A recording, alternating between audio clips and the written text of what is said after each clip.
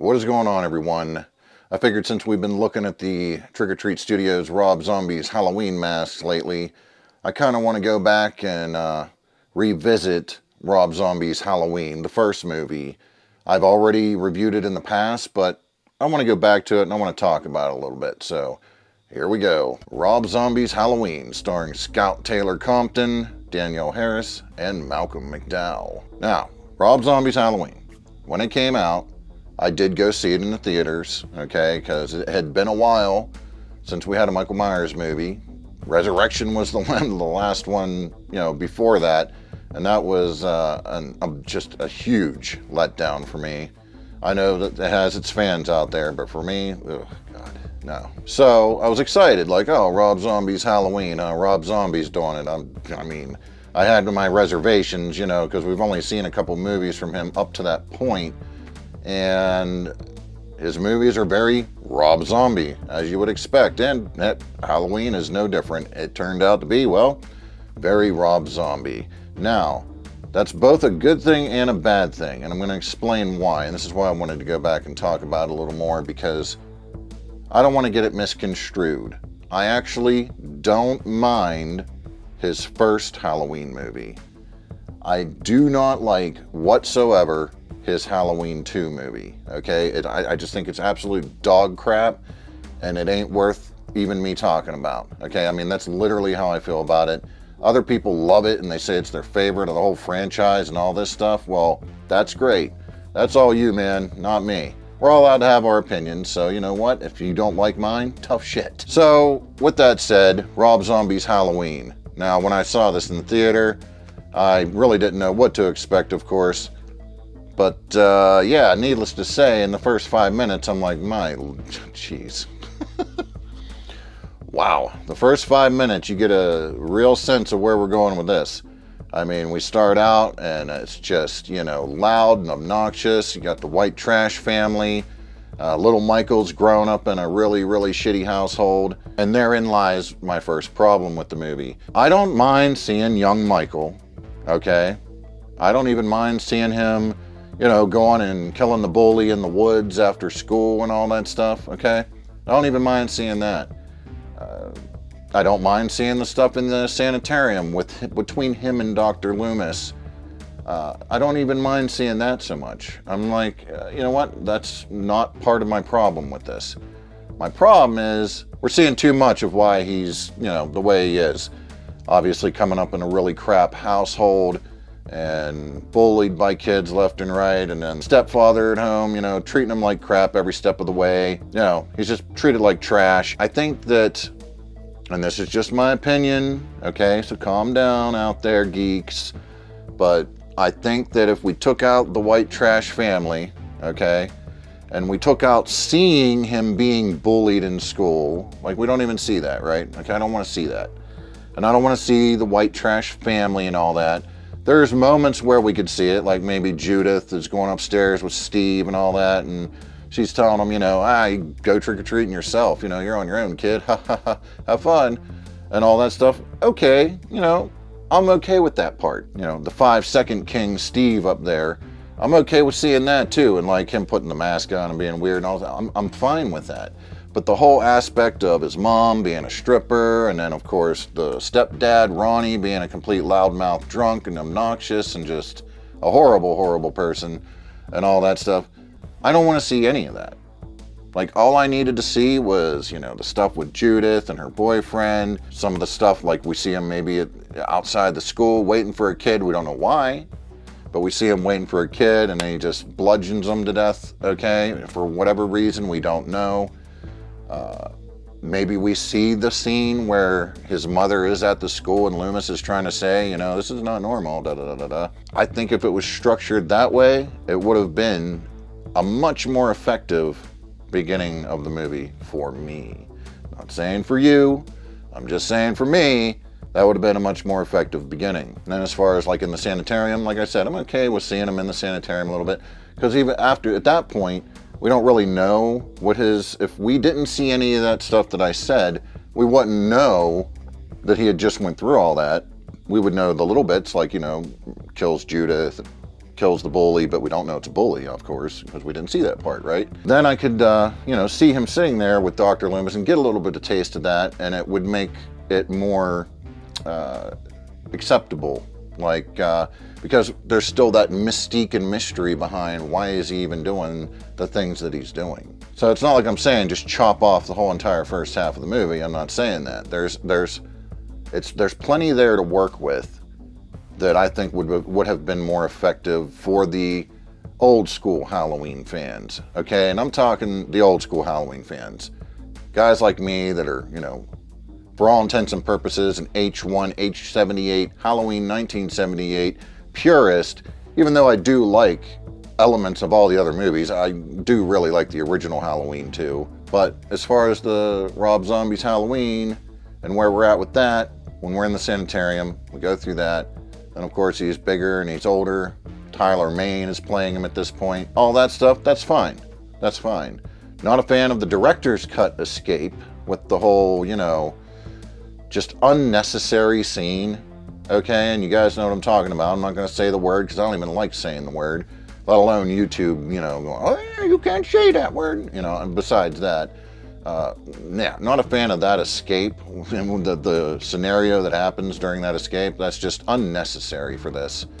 I much prefer the theatrical cut where it's just the guards and he escapes, through the guards and all that stuff. I'm okay with that. Of course, Michael Myers without his mask on has to look like Rob Zombie because, it's a Rob Zombie movie. What are you going to do? So whatever, But Tyler Mane is a big dude. And is he, Michael Myers really, in my mind, because remember I said, Halloween 1 purist, in my mind, he should be, not that big, okay? Because once you're that big, you're like Jason and just the hulking mass and everything. But I'm going to give Tyler Mane some props because he doesn't necessarily move like a hulking mass. Yes, he's towering, he's intimidating, but he doesn't move like that, okay? He doesn't lumber or anything like that. He moves fairly quickly and looks very nimble when he's moving around. So, it's okay in that regard because, yeah, he might be huge, but he's not lumbering like a huge guy. He's moving like a quick guy or a stealthy guy, because Myers should be stealthy. And so I'm okay with him really as Myers. Would it have been my first choice? Probably not, just based on my, purist attitude. For all intents and purposes, he didn't do a bad job at all. And like I said, being that he can move quickly and swiftly and not look like a lumbering giant, that goes a long way. And he did a really good job with that, if you ask me. Of course, he goes back to his house and then he digs up the mask that he killed his sister in because Judith's boyfriend had, the original Michael Myers mask, and he picked that up in the bedroom and used that when he killed his sister. So he has that in his head that's like an important thing. So he goes back, he gets it out of there. Of course, it's all beat up and rotten away, puts it on, and then we're ready to rock and roll. Now, the look of the mask, like I said, on Tyler Mane in the movie, just the general look of the mask on screen, I like it. It's not bad at all. It's one of my favorites. It's at that point in 2007, it was definitely the closest we had gotten to the original mask as far as what the masks were looking like in these movies. H2O was a hodgepodge mess. Resurrection, some people like that one and say that one's a lot more like an H1, but I don't know. That's to each their own. But I thought that the Wayne Toth mask here in the Rob Zombie's Halloween was actually probably the closest we got to an H1 style mask. Obviously not a Kirk looking mask, but Michael Myers looking, let's say. Okay, so I do like the masks. I like the mask quite a bit in this movie. Looks great on Tyler Mane when he's playing Myers and all that stuff, so no problem there. All good from there. I think Dr. Loomis is actually a perfect casting. Malcolm McDowell fits just right in that role. And I have to say, I've grown a new respect for having Dr. Loomis in this movie, even though it's not Donald Pleasance. But because it's Malcolm McDowell, you have a little bit of, he can grasp that role of Loomis, And the reason I say that I have a new respect for it is because after we got the 2018 and Halloween Kills and Halloween Ends movies, man, were those missing Dr. Loomis. I mean, it's like these movies without Dr. Loomis, they're tough. You know, it's tough to sit through because you almost have to have Dr. Loomis in there. It's just, to me, that's like part of the story that when it's absent, it's very noticeably absent. Yeah, I gotta have Dr. Loomis in these movies, okay? Even the shitty ones, you know, like 5 and 6, at least Loomis is in there. He wasn't in H2O, and I'm not an H2O fan, so hey, what do you know? That is why I have a new respect for this movie, just having the Dr. Loomis character, because it definitely is needed, in my opinion, in a Michael Myers movie. Of course, Laurie Strode, played by Scout Taylor Compton, doesn't do a bad job here. She's actually like 17 years old in this movie, so she fits the exact age she's supposed to be playing, which is always nice.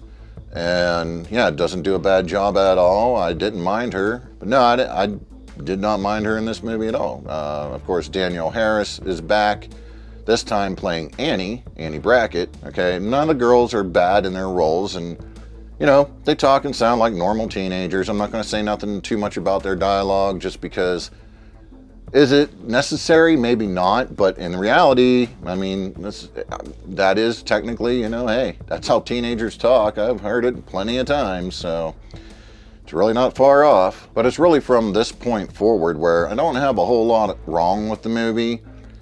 Michael needs to do a little bit more stalking and hiding in the shadows and stuff. I mean, he is a little bit at first, but there's those moments where he's just bursting through the scene and there's no real suspense build up to it, which, oddly enough, there's a work print version of this movie that you can find. I'm not going to tell you where, but you can find it online. Some of the scenes play out differently, and I wondered to myself, why didn't we keep it that way? Such as when Laurie's parents are sitting on the steps outside, and then they go inside, or something happens, or she leaves with Annie, and then the father gets up to go inside, and then as soon as he gets up, boom, Michael's just there and in the house and doing his thing. In this work print version, it's so much better because you kind of see Michael looming in the shadows a little bit, like when Annie pulls up and all that stuff. I can't remember if you see it in the theatrical or director's cut too, but I know you see it in that. You see him looming in the shadows, okay? And then when everybody's gone and the father gets up, he's going to go inside, we actually see Michael walking to the house from behind in the shadows and stuff like that, very slowly coming up on him. He thinks, oh, hey man, I didn't realize you were there. He thinks he's a trick-or-treater and all that, and it just builds up, and then boom, and slash, we're in the house. Now that to me was better because you build up the suspense a little more. It was a little bit more brooding and a little more stalker vibe going on there, the way Michael Myers should be. But you know, hey, they cut that out and then it turned into just boom, and I don't think it should have just been boom. So that's one of my other problems with the movie is things like that, where I think where they were breathing before in these old like screener versions, I think that should have been kept in. That's just my opinion. It would have been a better scene for it. From there, you know, you have scenes where Myers is very brutal and hard-hitting and stuff, and that's cool. I do like when we're bursting through doors or bursting through, like, you know, old wall slats and stuff like that. I don't mind that. I like that kind of stuff, you know. Hey, the original Myers did the same thing. He burst through doors and closets and everything else. It's not like he didn't do it, you know. It's not like he just smoothly and casually went through everything. No, he was bursting through stuff. I mean, it took to the end of the movie to get there, but he was bursting through stuff and just as reckless and crazy. I'm okay with that. I'm okay with, like, you know, the bursting through the window and the knife in the hand. And like, one of my favorite scenes is when we're more toward the end, when Laurie's in the basement of the Myers house and she sees the tombstone to Judith down there, okay? And she's trying to figure out what's going on, and she sees him come up on her, and he's trying to convey who he is, which is bizarre. I don't think we needed that.